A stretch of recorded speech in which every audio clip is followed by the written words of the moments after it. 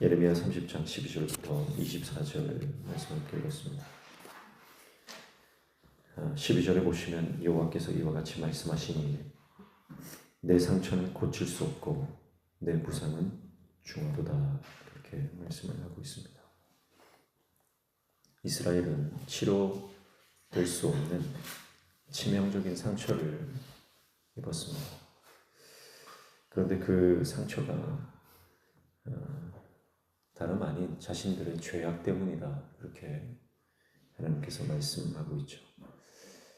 이 상처를 아물게 할 약이 없다, 그렇게 말씀을 하십니다. 13절 보시면 내 성사를 처리할 재판만이 없고 내 상처에는 약도 없고 처방도 없도다, 그렇게 말하죠. 세상의 방법으로는 치유될 수 없는 깊은 상처가 있다, 그렇게 말씀을 하고 있는 것입니다.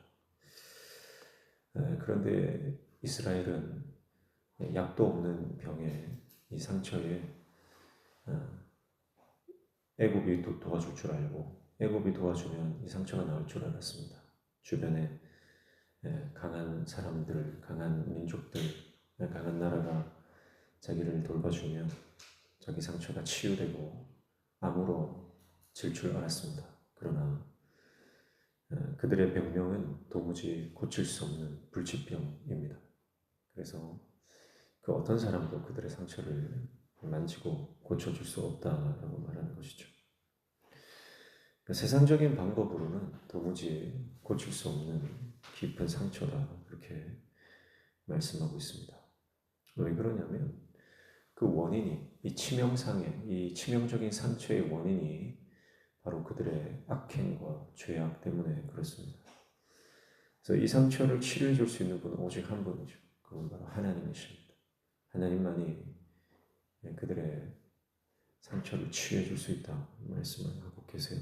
그래서 17절에 보시면 여호와의 말씀이니라 그들이 쫓겨난 자라 하매 시온을 찾는 자가 없은즉 내가 너의 상처로부터 새살이 돋아나게 하여 너를 고쳐 주리라, 이렇게 말씀을 하고 있습니다. 상처의 원인을 알아야 그 상처를 고칠 수가 있습니다. 병에 걸려도요, 그 병의 원인을 알아야 됩니다. 원인을 알지 못하면 치료할 방법이 없는 겁니다. 대충 현상만 덮는다고 해서 근원적인 치료가 일어나지 않는 거죠. 하나님이 왜 상처를 치료하고 새살이 돋게 하실 수 있습니까? 그것은 하나님만이 그들의 상처의 원인을 알고 계시고 그 원인을 제거해 주실 능력이 있기 때문에 그렇습니다. 그래서 하나님께서 그 상처를 치료해 주시고 새살이 돋게 하실 것이라는 약속을 하고 계십니다. 죄악 때문에 당한 상처, 그 징계죠. 하나님의 징계. 그리고 그들의 상처가 치유되려면 어떻게 해야 됩니까?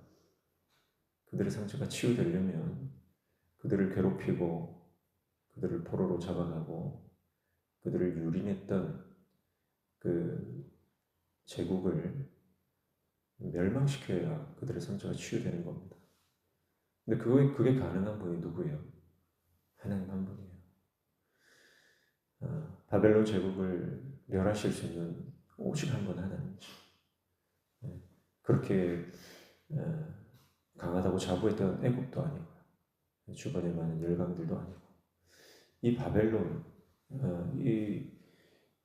그들을 제거하고 멸망시킬 수 있는, 그래서 이스라엘을 유린했던 그들을 심판하실 수 있는 오직 한 분 하나님이시고, 그리고 결국 그들이 바벨론의 심판을 받았던 근원적인 이유, 그들의 죄악, 그들의 악행, 그것을 회복시킬 수 있는 분도 오직 하나님 한 분이시고, 그렇기 때문에 하나님만이 참된 치료자가 되신다라고 하는 것입니다. 도무지 불가능해 보였던 상처에 새살을 돋게 하시는 분이 하나님이십니다. 인간적으로는 더 이상 소망이 없고 가능성이 없는 것처럼 보여지지만 하나님께서는 그 불가능한 치료를 하시는 분이 하나님이시다. 이렇게 말씀하고 있는 것입니다. 그래서 그들이 궁극적으로 상처가 치료되기 위해서는 이제 그 땅에서 포로된 그들의 유배 생활, 거기서 하나님의 땅으로, 이스라엘 땅으로 돌아올 때 그들의 치유가 완전히 회복이 되는 것입니다. 하나님께서 그것을 약속하고 있습니다.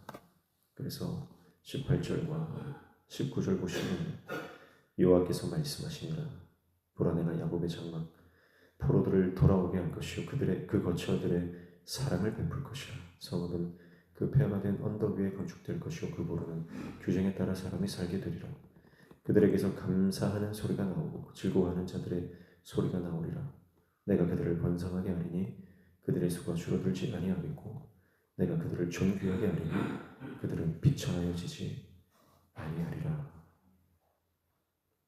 야곱 장막의 포로들을 돌아오게 하신다. 이렇게 약속하고 있습니다. 결국 하나님께서 회복시키시면 잃어버린 모든 것을 되찾아 올 수 있다. 하나님께서 만져주시면 기쁨이 회복될 것이다.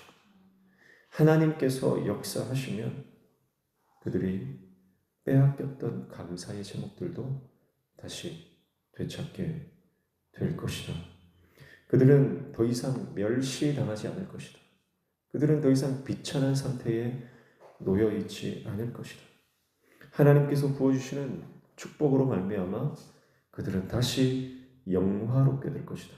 그래서 20절에 그의 자손은 예전과 같겠고 그 회중은 내 앞에 굳게 설 것이며 그를 압박하는 모든 사람은 내가 다 벌하리라. 그렇게 말씀합니다. 예전의 모습을 되찾을 것이다. 예전 모습이 어떤 모습입니까? 하나님의 백성 된 모습. 하나님께서 그들의 하나님 되시고 그들은 하나님의 백성 되어 하나님 주시는 그 놀라운 축복을 누리면서 살아가는 그 자녀된 인생, 그것을 회복할 것이다. 그렇게 말씀합니다. 그리고 하나님은 이스라엘을 위협하는 모든 대적들을 멸하시고 모든 공격으로부터 지켜주실 것이다. 그렇게 말씀하고 있습니다.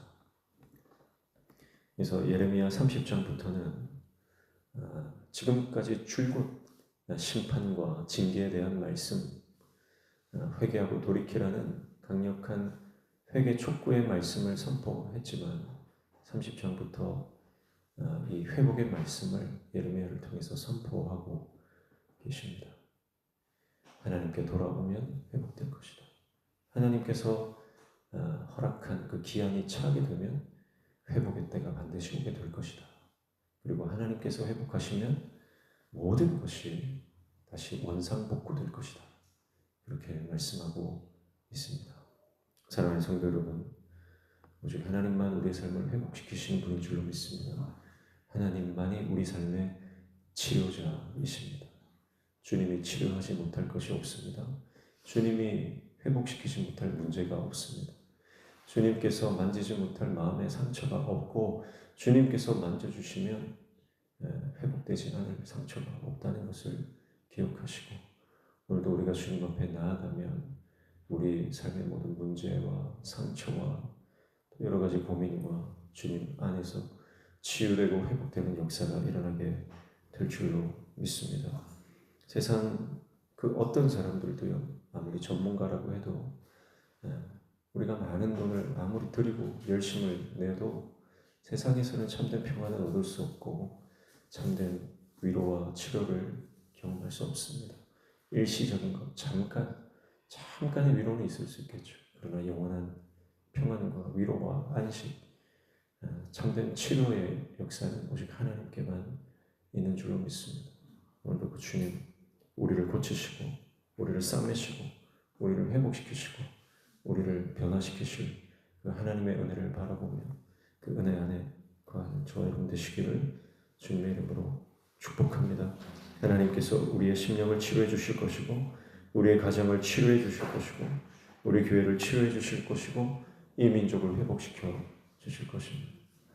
하나님의 그 치유와 회복의 역사를 경험하는 오늘 하루 되시기를 주님의 이름으로 축복합니다. 기도하겠습니다. 말할 수 없는 고통과 상처와 아픔, 사람에게 드러낼 수도 없는 처절한 고통의 그 모든 파편들, 그러나 주님께서 친히 만져주실 때에 그 모든 상처가 아무로 새살이 돋게 되는 줄로 믿습니다. 주님만이 우리의 소망이시고 주님만이 우리의 참된 위로이심을 우리가 깨달아 주님 앞에 나아갈 수 있도록 주님 오늘도 우리에게 믿음 주시고 은혜 허락하여 주시옵소서. 오늘도 주님 말씀 붙잡고 기도할 때 우리 기도에 들어 응답하여 주시며 우리 삶의 모든 막힌 문들이 열려지는 형통의 은혜를 허락하여 주시옵소서. 예수님의 이름으로 기도하옵나이다. 아멘.